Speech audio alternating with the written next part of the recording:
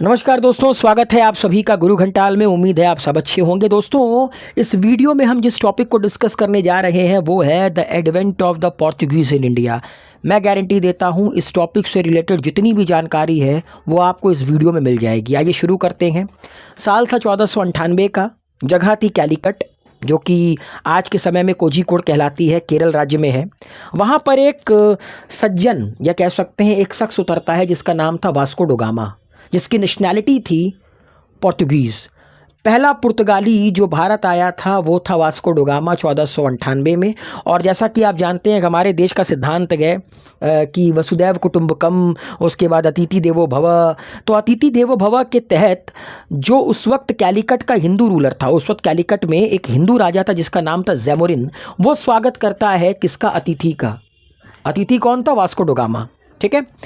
अब सवाल ये उठता है कि जैमोरिन ने वेलकम क्यों किया था। असल में जो जैमोरिन की पूरी किंगडम थी ना, वो व्यापार पर डिपेंडेंट थी। और जैमोरिन को ये पता था कि जितने भी कॉलोनियल पावर है ना, ये भारत में व्यापार करने के इरादे से आ रहे हैं। इसीलिए इसने खुलकर स्वागत किया, गाना वगैरह गाया कि आइए पधारिए मेरे वास्को ड गामा जी। ठीक है। लेकिन वास्को ड गामा के आने से किसी एक तबके के माथे पर बल पड़ा, और वो थे अरब ट्रेडर्स। क्योंकि ये जो पूरा का पूरा मालाबार कोस्ट का इलाका था ना, केरला उरला का इलाका, ये इनका गढ़ था, ये इनके ट्रेड का गढ़ था। मोनोपोली चलती थी इनके ट्रेड की यहाँ पर। अब इनको लगा कि भैया अब जब फॉरेन पावर यहाँ पर आना शुरू कर दी है, खासकर ये यूरोपियन पावर धीरे धीरे कर कर यहाँ पर आएगी, तो हमारे ट्रेड की तो लंका लग जाएगी। तो 1498 में सबसे पहला पुर्तगाली जो भारत आता है उसका नाम था वास्को ड गामा। ठीक। 1500 में दूसरा पुर्तगाली भारत आता है जिसका नाम था पेद्रोस एल्वारेस कैब्रल। देखिए, पहले के बारे में तो हर किसी को पता होता है, लेकिन दूसरे के बारे में पता लगाना शुरू कर दीजिए। अक्सर इसी टॉपिक पर खेल जाता है कोई ना कोई आयोग। तो दूसरा कौन आया था 1500 में? Pedro Alvares Cabral. ठीक। 1500 में दो पर्पस के लिए आया था। पहला, ट्रेड फॉर स्पाइसेस, मतलब मसालों का व्यापार करने, और दूसरा भारत के अंदर फैक्ट्री स्टैब्लिश करने के लिए। 1501 में वास्को ड गामा दोबारा भारत आता है इस उम्मीद से कि जैमोरिन फिर से स्वागत करेगा। मगर इस बार जैमोरिन ने कहा, बच के तू रहना रे, बच के तू रहना, जहां मौका मिला खल्लास। क्यों? क्योंकि देखिए, जैमोरिन को ना ये बात पता चल गई थी कि ये जो पुर्तगाली भारत आ रहे हैं ना, ये भारत में दो चीज़ करने आ रहे हैं। पहला, ये भारत में अपनी इन्फ्लुएंस को कंसोलिडेट करना चाहते हैं, पूरे भारत को अपनी इन्फ्लुएंस के अंडर लेना चाहते हैं। और दूसरा, ये चाहते हैं कि ये जो अरब ट्रेडर्स हैं इनको यहाँ से बाहर निकालो, पुर्तगालियों की मोनोपोली हो भारत में ट्रेड के मामले में। तो जैमोरिन ने इस बार स्वागत नहीं किया वास्को ड गामा का। अच्छा, एक बार सवाल पूछा भी गया है second visit of Vasco da Gama की। तो 1501 में दोबारा वास्को ड गामा भारत आता है। पहली बार में तो भैया बताते हैं लोग कि 50 गुना प्रॉफिट कमा कर गया था। मतलब जितना खर्च उसका आने में नहीं लगा था ना पुर्तगाल से भारत में, 50 गुना कमा कर यहाँ से गया था। नाउ 1503 में पुर्तगाली अपनी पहली फैक्ट्री लगाते हैं। कहाँ पर? कोचीन में, जिसको आज के समय में कोची कहते हैं। उस फोर्ट का नाम, मतलब इसे आप फोर्ट कहिए, पहला फोर्ट कहिए, पहली फैक्ट्री कहिए, फोर्ट इमैनुअल। कहाँ पर? कोची में। आज के कोची में, तब के कोचीन में। अच्छा, अब इसके बाद 1505 का साल आता है। 1505 के साल में पहला पोर्तुगीज़ गवर्नर भारत आता है, मतलब जिसको पुर्तगाल की सरकार भारत में अपॉइंट करती है as a first Portuguese governor. उसका नाम था फ्रांसिस्को द अल्मेडा। अगर आप लोगों ने कुछ कुछ होता है मूवी देखी है ना, तो उसमें जो जॉनी लीवर का किरदार है उसका नाम अल्मेडा था। ठीक है। फ्रांसिस्को द अल्मेडा पहला पोर्तुगीज़ गवर्नर बनकर भारत आता है। इसका क्या मिशन था? इसका मिशन यही था कि जो पोर्तुगीज़ इन्फ्लुएंस है उसको भारत में कंसोलिडेट करना है, और ये जो अरब ट्रेडर हैं, ये जो मुस्लिम ट्रेडर हैं, इनके ट्रेड को डिस्ट्रॉय करना है। ठीक है। अब जिस तरह से जैमोरिन ने विरोध किया था दूसरी बार वास्को ड गामा के आने का, उसी तरह फ्रांसिस्को द अल्मेडा को भी विरोध झेलना पड़ा। किसका? कैलीकट के राजा जैमोरिन का। बल्कि इजिप्ट के ममलूक सुल्तान ने तो धमकी दे डाली मार डालने की, और आगे जाकर ये दुश्मनी और आगे बढ़ी। पढ़ते हैं। फिर 1505 में इन्होंने अपनी दूसरी फैक्ट्री या कह सकते हैं दूसरा फोर्ट बनाया। कहाँ पर? कन्नौर में, जिसको आज के समय में कन्नूर कहते हैं, केरला में। इस फोर्ट का नाम था सेंट एंजेलो फोर्ट। ठीक, तो पहली फैक्ट्री या फोर्ट कहाँ पर, कोचीन में, जिसका नाम क्या था, फोर्ट इमैनुअल। और दूसरी कहाँ पर, कन्नौर में, जिसको कन्नूर भी कहते हैं, सेंट एंजेलो फोर्ट 1505 में। और ये जो फोर्ट बना सेकंड वन, ये फ्रांसिस्को द अल्मेडा की देखरेख के अंडर ही बनाया गया। अब उसके बाद ये जो दुश्मनी थी कि एक तरफ पुर्तगाली हो गए, दूसरी तरफ पूरे के पूरे मुस्लिम ट्रेडर्स हो गए और ज़ैमुरिन हो गए, ये दुश्मनी आत्मघाती हो गई। कब, 1507-8 के दौर में। कहीं पर आपको इसका जिक्र 1507 में मिलेगा, कहीं पर इसका जिक्र 1508 में मिलेगा। एक बैटल होता है, बैटल ऑफ चौल। इस पर पुर्तगाली हारते हैं। असल में ये पानी में लड़ी गई लड़ाई थी, ये नेवल बैटल थी। कहाँ पर, दीव के पास एक जगह है चौल, वहाँ पे एक तरफ पुर्तगाली थे, दूसरी तरफ कंबाइंड आर्मी थी। किसकी, इजिप्ट और गुजरात नेवीज़ की। तो इजिप्ट एंड गुजरात नेवीज़ ने मिलकर बैटल ऑफ चौल में पुर्तगालियों को हरा दिया और फ्रांसिस्को द अल्मेडा के बेटे को भी मार डाला। फ्रांसिस्को द अल्मेडा के बेटे को मार दिया बैटल ऑफ चौल में, इजिप्ट एंड गुजरात की कंबाइंड नेवी ने। अच्छा, अल्मेडा का एक विज़न था ब्लू वाटर पॉलिसी का। ब्लू वाटर पॉलिसी का कॉन्सेप्ट कौन लेकर आया था, अल्मेडा लेकर आया था। ये ब्लू वाटर पॉलिसी थी क्या, कि इंडियन ओशन पर पुर्तगालियों का इन्फ्लुएंस सबसे ज़्यादा हो। मतलब कह सकते हैं कि इंडियन ओशन पर ये एक छत्र राज करना चाहते थे। और ब्लू वाटर पॉलिसी को कार्टेज सिस्टम भी कहते हैं। कार्टेज सिस्टम में तुम्हारा क्या था, असल में कार्टेज में जो कार्टाज होता है वो एक पोर्तुगीज़ टर्म है जिसका मतलब होता है लेटर्स। ये एक तरह से नेवल ट्रेड लाइसेंस था, या कह सकते हैं एक तरह से पास था, जिसको पोर्तुगीज़ एम्पायर इशू करती थी उनको, जिनको इंडियन ओशन के थ्रू ट्रेड करना था। मतलब ऐसा लग रहा है जैसे इनकी बपौती थी इंडियन ओशन, कि भैया हमने कह दिया तो हो गया। मतलब हमने आज से कह दिया कि अगर इस रूट का इस्तेमाल करना है ट्रेड के लिए तो आपको क्या देना पड़ेगा, चुंगी नाके की तरह टैक्स जिस तरह देते हो उस तरह आपको टैक्स देना पड़ेगा, आपको ट्रेड लाइसेंस देना पड़ेगा।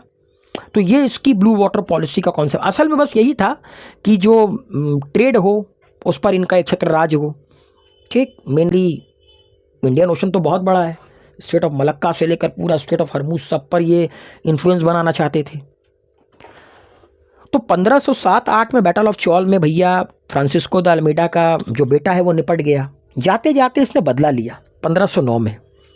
1509 में एक दूसरा बैटल होता है, बैटल ऑफ दीव। ये भी नेवल बैटल था। 3 फरवरी 1509 में लड़ा गया था। इसमें एक तरफ थे पोर्तुगीज़ और दूसरी तरफ थे कौन, इजिप्ट के बुर्जी सुल्तान ज़ैमुरिन कैलिकट का और गुजरात के सुल्तान। तीनों को पुर्तगालियों ने एक साथ हराया। मतलब इन तीनों की कंबाइंड नेवी एक तरफ थी, एक तरफ पुर्तगाली थे। फ्रांसिस्को द अल्मेडा ने तीनों को हराया और अपने बेटे का बदला लिया। जाते जाते अपने बेटे का बदला लिया बैटल ऑफ दीव में। तो बैटल ऑफ चौल 1507 या 1508 में लड़ा गया था, बैटल ऑफ दीव 1509 में लड़ा गया था। अब फ्रांसिस्को द अल्मेडा के बाद उसका जो सक्सेसर भारत आता है, जो उसको सक्सीड करता है, उसका नाम था अल्फांसो द अल्बुकर्क, जो 1509 से लेकर 1515 में भारत के अंदर as a governor of Portuguese या कह सकते हैं वाइसरॉय ऑफ द पोर्तुगीज़ काम करता है। ठीक, Alfonso de Albuquerque succeeded Almeida and establish Portuguese bases strategically overlooking the entrance to the Indian Ocean. देखिए, इंडियन ओशन पर हमेशा से ये आंख गड़ाए बैठे थे। अल्फांसो द अल्बुकर्क भी जब भारत आता है ना, तो उसका यही था कि ये जो इंडियन ओशन का एंट्रेंस है ना, इसको अपना एक बहुत ही स्ट्रैटेजिक बेस बनाओ। ठीक, क्योंकि अगर इंडियन ओशन पर कब्जा हो गया, देखिए हमेशा से ना एक बात कही जाती है, जिस देश की नेवी स्ट्रांग होती है ना, उसको हराना नामुमकिन सा हो जाता है। इसीलिए छत्रपति शिवाजी महाराज ने नेवी की शुरुआत की थी। Father of Indian navy Chhatrapati Shivaji Maharaj को कहा जाता है। ठीक, तो इनका यह था कि भाई इंडियन ओशन को हम कंट्रोल करेंगे। ठीक, खासकर इसके एंट्रेंस को, जहाँ से इंडियन ओशन की शुरुआत होती है, जहाँ से शिप वगैरह घुसते हैं, उसको कंट्रोल करेंगे। Albuquerque introduce a permit system for other ship. इसने भी वही किया जो फ्रांसिस्को द अल्मेडा ने किया था। फ्रांसिस्को द अल्मेडा भी लाइसेंस लेकर आया था। ठीक है, कार्टेज सिस्टम। इसने भी क्या किया, परमिट सिस्टम इंट्रोड्यूस कर दिया दूसरी शिपों के लिए। मतलब अगर आप पोर्तुगीज शिप नहीं है तो आपको परमिट लेना पड़ेगा। एंड दूसरा, इसने जितने भी मेजर शिप बिल्डिंग सेंटर्स थे सबके ऊपर अपना कंट्रोल ले लिया। 1510 में इसने गोवा को कैप्चर कर लिया, बीजापुर के सुल्तान को हराकर गोवा को अपने कब्जे में ले लिया। और ये वही जगह है जहां पर 1961 तक पुर्तगाली रहे। तो 1510 में क्या हुआ? 1510 में अल्फांसो द अल्बुकर्क ने बीजापुर के सुल्तान को हराकर गोवा को कैप्चर कर लिया। Albuquerque rule also saw Portuguese man settling in India, establishing themself as landlord, artisan, craftsman and trader. अच्छा, ये जो अल्फांसो द अल्बुकर्क था ना, इसके वक्त में एक कह सकते हैं एक बहार आई पुर्तगालियों की भारत आने की। पुर्तगालियों को ला लाकर भारत में बसाना शुरू किया गया। अलग अलग तरह के ये ऑक्यूपेशन में इन्वॉल्व हो गए। कोई लैंडलॉर्ड बना, कोई आर्टिशन बना, कोई क्राफ्टमैन बना, कोई ट्रेडर बना। रीज़न ये था, यहाँ पर आओ, यहाँ की लड़कियों से शादी करो और उसके बाद यहीं पर बस जाओ। अपनी तादाद बढ़ाओगे तभी इस देश को रूल कर पाओगे, तभी अपना इन्फ्लुएंस बढ़ा पाओगे। ठीक है। और एक इंटरेस्टिंग फीचर इसके रूल के बारे में ये कहा जाता है कि ये एबोलिशन ऑफ सती को प्रमोट करता था, मतलब सती प्रथा को ये प्रमोट करता था। लेकिन मुझे एक चीज़ लगती है कि सती प्रथा कहीं ना कहीं हमारे सनातन धर्म में इतना प्रिवेलेंट था नहीं, क्योंकि अगर ऐसा होता तो पांडु के मरने के बाद कुंती सती क्यों नहीं हुई? ठीक। प्रभु रामचंद्र के पिता का जब देहांत हुआ तो राजा दशरथ की 3 रानियां थी, कहीं पर सती प्रथा का कोई कॉन्सेप्ट नहीं मिलता है। वो तो मुझे लगता है बाद में कह सकते हैं कि एक पैट्रियार्कल सोच को और बढ़ावा देने के लिए इसको लाया गया। ठीक है। तो 1510 तक निपट गया। अब 1511 में अल्फांसो द अल्बुकर्क ने क्या किया, जो पोर्ट सिटी ऑफ मलक्का है, आपने स्टेट ऑफ मलक्का का नाम सुना होगा, जो अंडमान सी को क्या बोलते हैं कि इंडियन ओशन से कनेक्ट करता है, या कह सकते हैं नहीं, अंडमान सी को जो साउथ चाइना सी से कनेक्ट करता है वो होता है स्टेट ऑफ मलक्का। बहुत ही स्ट्रैटेजिक लोकेशन है ट्रेड के लिए साउथ ईस्ट एशिया में। वहाँ पर इन्होंने कब्जा कर लिया 1511 में। मलक्का नाम के शहर पर इन्होंने कब्जा कर लिया 1511 में। पूरा जो आप कह सकते हैं साउथ ईस्ट एशिया है वहाँ पर अपना इन्फ्लुएंस बढ़ाने के लिए। और 1515 में इन्होंने हरमूज के ऊपर कब्जा कर लिया, जिसको आज स्टेट ऑफ हरमूज के नाम से भी जानते हैं। आपने पढ़ा होगा, स्टेट ऑफ हरमूज वो है जो कि गल्फ ऑफ ओमान को पर्शियन गल्फ से कनेक्ट करता है। ये एक तरह का आइलैंड था, कहाँ पर? पर्शियन गल्फ पे। तो आप देखेंगे 1511 में इंडिया की ईस्टर्न साइड के ऊपर कब्जा कर लिया। ठीक। 1515 में इन्होंने इंडिया के वेस्टर्न साइड के ऊपर एक आइलैंड पर कब्जा कर लिया। और दोनों ही इंपॉर्टेंट ट्रेड रूट थे, फिर चाहे वो स्टेट ऑफ मलक्का हो, फिर दूसरा चाहे वो स्टेट ऑफ हरमूज हो। ठीक है दोस्तों, नेक्स्ट आगे बढ़ते हैं। फिर आता है नीनो द कूना। 1529 से लेकर 1538 तक आता है नीनो द कूना। इसने आते ही 1530 में सबसे पहले तो गोवा को डिक्लेयर किया क्या? पुर्तगालियों की नई कैपिटल, जो कभी कोचीन हुआ करती थी, कहा कि अब गोवा होगी। 1510 में गोवा के ऊपर कब्जा हो चुका था। 1530 में इसने क्या किया? कैपिटल शिफ्ट मार दिया। ठीक। इसने हेडक्वार्टर को शिफ्ट किया फ्रॉम कोचीन टू गोवा। अच्छा, 1534 में क्या हुआ? 1534 में बहादुर शाह जो थे गुजरात के, उन्होंने आइलैंड ऑफ बसीन, बसीन समझते हैं आज के समय का वसई, जो कि महाराष्ट्र के थाने के पास एक इलाका है वसई, नाम सुना होगा आप लोगों ने। आइलैंड ऑफ जो बसीन है वो बहादुर शाह ऑफ गुजरात ने किसको दे दिया? पुर्तगालियों को दे दिया। 1535 में दीव पूरी तरह पुर्तगालियों को दे दिया, लेकिन 1537 में पुर्तगालियों ने बहादुर शाह की हत्या कर कर उनकी बॉडी को अरेबियन सी में डाल दिया था। तो 1534 में आइलैंड ऑफ बसीन, 1535 में दीव, लेकिन 1537 में हत्या भी की। ठीक। क्योंकि देखिए दुश्मनी इनकी पहले से थी। याद कीजिए, जब फ्रांसिस्को द अल्मेडा के बारे में पढ़ रहे थे, तो जब बैटल ऑफ चौल हुआ था तो गुजरात की आर्मी थी ना। ठीक। और इनको दिक्कत क्या थी? मुस्लिम राजाओं से, मुस्लिम ट्रेडर्स से दिक्कत थी। तो 1535 में दीव को कंप्लीटली सब्जुगेट कर लिया। 1537 में बहादुर शाह की हत्या कर दी। 1559 में दमन को कैप्चर किया। बस इसी के बाद से फिर इनका डाउनफॉल धीरे धीरे कर कर शुरू होता है। क्यों? क्योंकि तब डचों की एंट्री भारत में हो चुकी थी।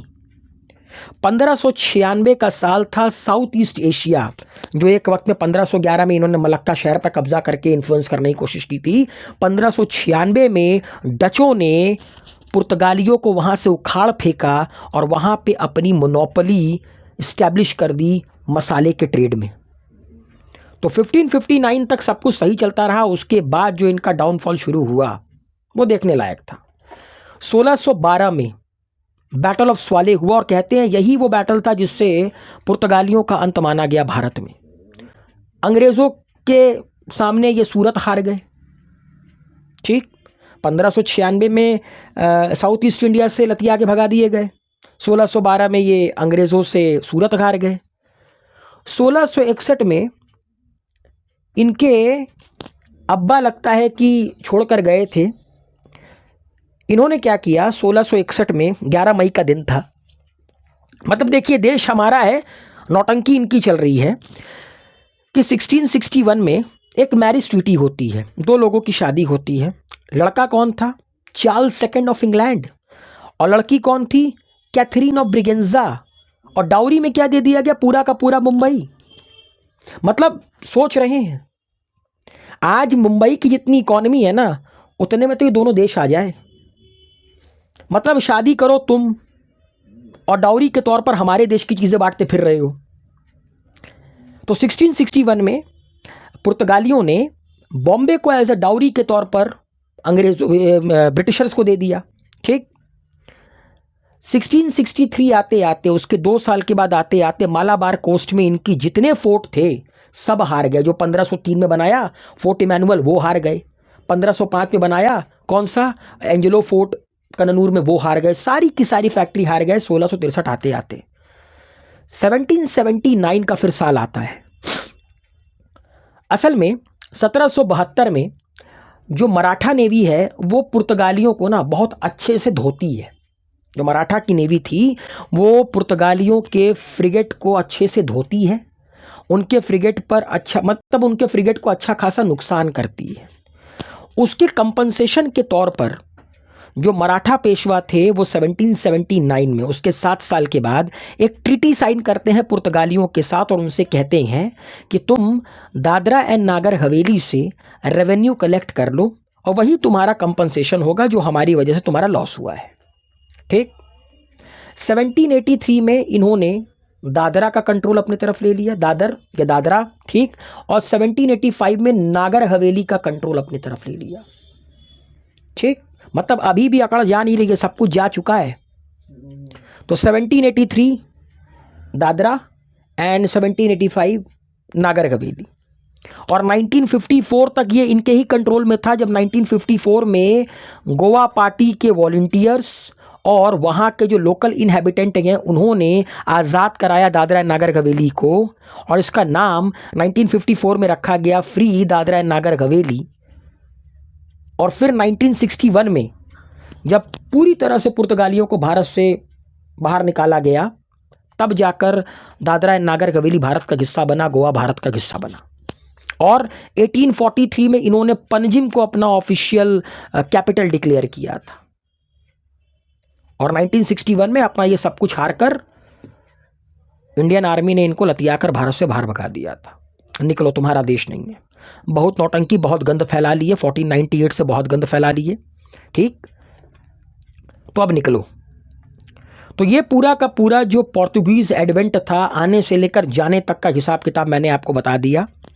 ठीक है, और अगर आप लोग थोड़ा सा और चीज़ें पढ़ने में इंटरेस्टेड रखते हैं तो कभी मेजर जनरल सगत सिंह जी के बारे में ज़रूर पढ़िएगा।